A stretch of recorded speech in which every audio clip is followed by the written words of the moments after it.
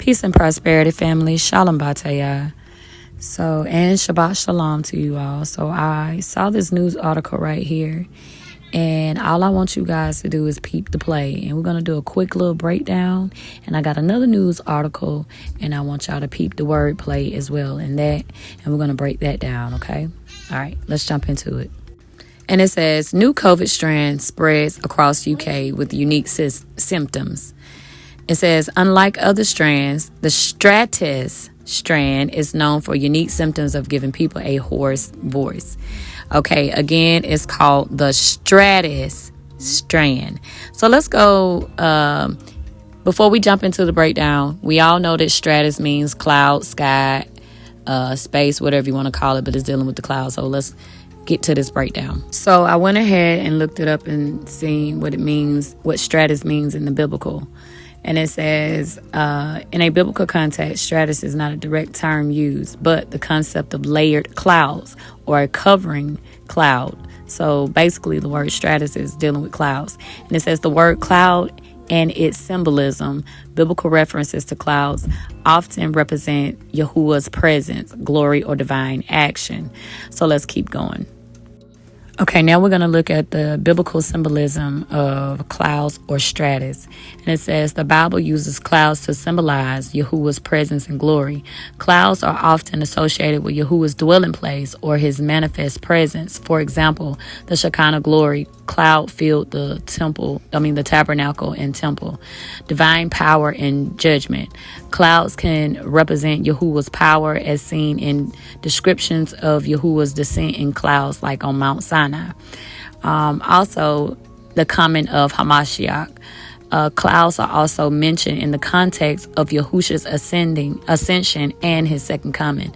And also clouds of witnesses, as stated in Hebrews chapter 12, verse 1, where it refers to a cloud of witnesses, which are the faithful who have gone before us, cheering us on on our set apart walk.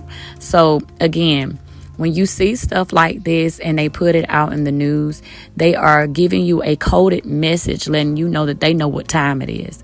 So, of course, we know that COVID means it comes from the root word corona, which means crowning, because that's actually where it comes from, COVID or coronavirus.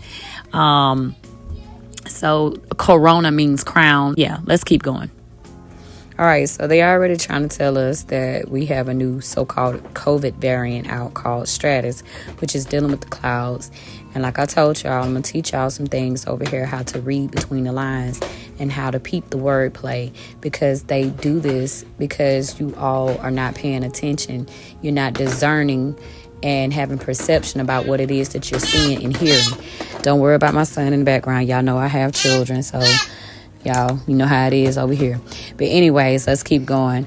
Now we have another news article that says NASA confirms that mysterious object shooting through the solar system is an interstellar visitor. Okay, now we're going to focus on the actual wordplay. You see that it's in quotation. So we're going to focus on that and break that down. And sorry, my voice is a little raspy.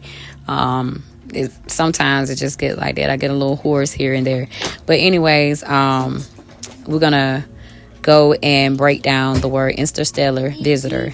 And we're going to tie all this in together, okay? Okay, so we have the word interstellar. Sorry about that. Interstellar, which is used as an adjective in etymology, and it means situated between or among the stars.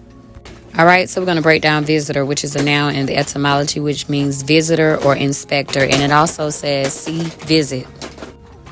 Okay, so we're going to look at the word visit, which is the root word or word origin in the word visitor. And it's used as a verb here in the etymology, and it means come to a person to comfort or benefit, to visit, inspect, examine, afflict, to go to see, come to inspect, behold, visit a person or place. To see, notice, observe, to see, originally of the deity. And we know that this deity he is Elohim of all Elohim, and his son, he's sending his son to do and to administer his wrath.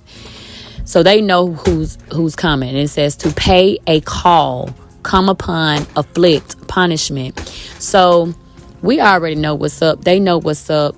And as I was, highlighting the places that y'all needed to see, I noticed that the time on the clock was 7:17. And we're going to look at what 7:17 means. 7:17 in the Hebrew Strong Concordance means to uncover, to expose, to bear, gather, pluck, gathered, pick, to pluck. Okay, and 7:17 in the Greek means Armageddon. Okay, they know what's going on, y'all. So let's break this down. When they do things like this and they code it like this, you need to peep the wordplay. So basically the message is this to them, to each other. They're letting each other know that he's coming in the clouds. The one that we know that is coming in the clouds, he's here, he's near, or he's here. And we're needing to prepare for Armageddon. It's going on in the skies, going on in the clouds. We have this visitor who is coming from amongst the stars. He's coming to pay a visit. Okay? They know this, and they know that he's going to be in the clouds, okay? And he's coming with a cloud of witnesses. Those are the angels, the warriors of heaven, the military. And, just, they're not foolish, y'all. They're not foolish. They know exactly what's going on. This is why they word things the way they do. Pay attention out here when they say stuff like that or when they word things a certain way. Okay, because you need to pray for discernment and wisdom so you won't be deceived, so you can't sit up here and say that you didn't know. So again, pray for discernment and that the Most High gives you wisdom, because wisdom is with the Most High forever. It's always with him forever. It comes from him. So with that said, you all stay vigilant out here. Stay sharp. Watch and pray. We're in some really, really, really high watch times right now. So watch and pray and stay vigilant. Okay? I love y'all. Shabbat shalom.